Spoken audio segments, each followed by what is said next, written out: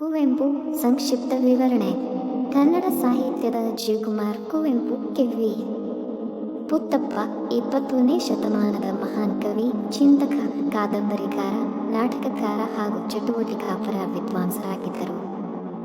ಅವರ ಬರಹಗಳು ಮಾನವತಾವಾದ, ವಿಶ್ವಮಾನವ ತತ್ವ, ಪ್ರಜಾಸತ್ತಾತ್ಮಕ ಮೌಲ್ಯಗಳು ಮತ್ತು ಮಾನವದ ಅಂತರಂಗದ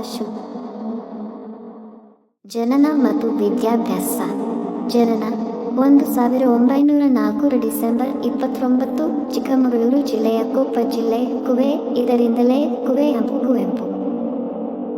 ವಿದ್ಯಾಭ್ಯಾಸ ಮೈಸೂರು ವಿಶ್ವವಿದ್ಯಾಲಯದಲ್ಲಿ ಇಂಗ್ಲಿಷ್ ಪದವಿ, ನಂತರ ಅಧ್ಯಾಪಕರಾಗಿ ಸೇವೆ. ಸಾಹಿತ್ಯ ಸೇವೆ.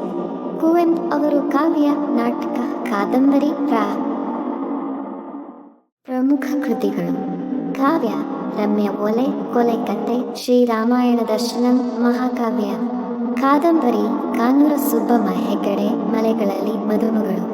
ನಾಟಕ ಜಗತ್ತು ತಪಸ್ವಿಗಳು, ಬೇರೆಯವರ ಮನೆ. ಪ್ರಬಂಧಗಳು ಉಳಿದವರು, ಮನುಜರ ಶ್ರೇಷ್ಠತೆ.